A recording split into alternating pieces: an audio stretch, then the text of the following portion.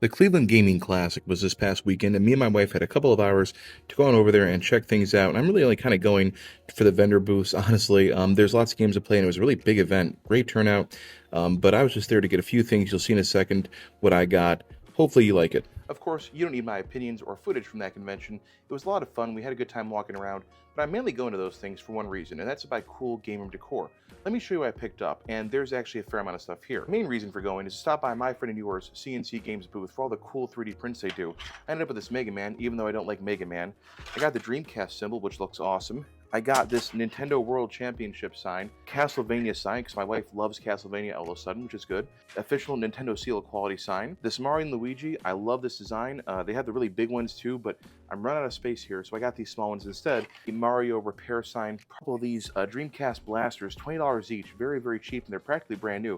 Most of these don't work, but these are actually clicking really well. Got a Seal of Quality, we got a Hylian shield, and we got a coin. These two are magnets, that's pretty awesome.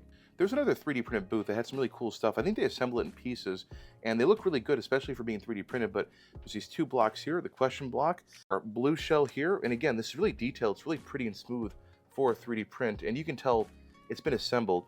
We also got a mushroom, and we got the one-up mushroom, and finally this little Goomba here. One more thing from them. Let me go grab that. I love this piranha plant, and it has a little like unscrewed area where we can store some stuff.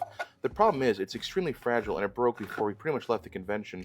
The neck had to be glued here, and I'm really upset about that because this wasn't cheap. Like, these are really nice prints. They're multiple pieces. They're assembled. They're well made, but they're not cheap, and this should have had more durability for what you pay for these. So very disappointed in this. We got this 3D printed creeper for my son who loves Minecraft all of a sudden. As we're getting back into Magic the Gathering, we got these little life counters here. A couple VHS tapes that my wife wanted to watch. Hopefully we'll have a movie night together for us. These are the Genesis games my wife got. We have Virtua Fighter 2. We have the world's worst copy of Altered Beast right here. We got Cool Spot, which no one knew what Cool Spot was. Cool Spot was a 7-Up mascot. We got this here. I'm sure you'll know where this is going right away. Then we got Maximum Carnage for the Genesis. And my wife got Tailspin and Jewel Master, I guess these two games for the Genesis as well, complete in box. What I got for the game room, this giant Link from the original Legend of Zelda, or is it Zelda? I'm not sure.